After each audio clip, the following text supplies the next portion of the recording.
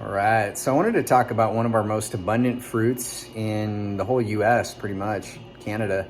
That's the chokecherry. And there's a lot of methods for preserving chokecherries or using them. And when I found out about what most people do, where they go through this whole process to remove pits from fruit and cooking them down and doing all that, it just seemed like a big hassle. And I just kind of naturally was like, I just don't feel like doing that.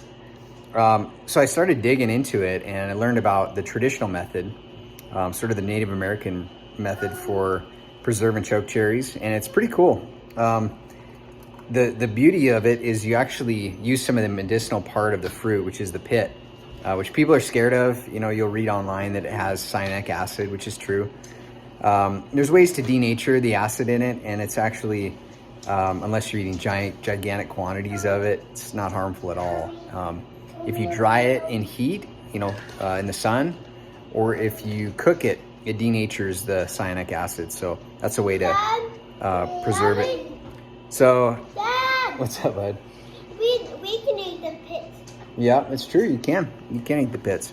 Dad, So, see, kid approved. I've been doing this myself. I always test it out on myself first, and had zero ill effects. And there's also, just a lot of documentation of Native people doing this for thousands of years. And they, still people that do it that way and are totally fine. In fact, there's some evidence that the pits are actually have anti-cancer properties. So a lot of health benefits to doing it this way. I have a whole, if I get my camera here, got a whole bunch of chokecherries, about a gallon here that I'm grinding up. So this is one way to do it. This is kind of the modern way where you run them through a meat grinder. The traditional way would have been to do like a mortar and pestle, mash them between a couple rocks. And I've done it that way. That's fun to do. It's fun to do it that way, huh, bud? Yeah. So we've done it that way a few times. Actually, I've done it that way quite a bit, and it's just more time consuming, a little more labor intensive. So, I encourage you to try that method too. It's very satisfying when you get it done, because you put a lot of work into it. For the sake of time, as you can hear, I have a couple little ones, so my time is kind of short. I don't have a lot of free time to do this kind of thing, so I'm just running them through a meat grinder. I'm gonna run them through a second time here. I already ran them through once, and we're just gonna, I have a few patties here. Just patty them up like a hamburger, basically, and dehydrate them. The best way to do it is, I think, in the sun. It's December right now, so I don't have the option to dry them in the sun.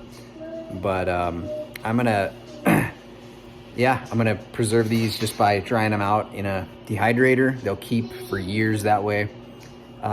Best way to cook them that I've found, or to prepare them, is you can do it like this when they're still moist, where you just throw them in a pan with some beef tallow or something, fry them up, and they're really delicious that way.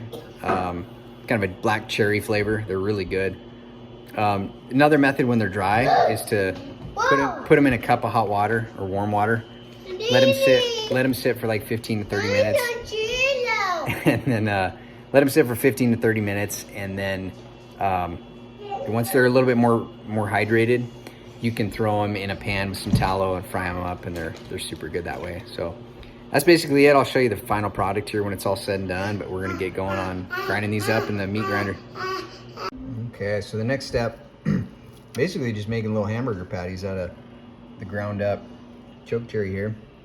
And some people like to run it through the grinder a couple times. I think this is pretty fine the way it is. There might be a few little pits or whatnot. You can run it through your grinder a couple times and just make it a little bit smoother, so you're not breaking your teeth off on little chunks of this. So we fill up pretty much this whole dehydrator with about a gallon of chokecherries. So gonna hit this with about 165 degrees for a couple days, and until they're rock hard, and then we'll be done.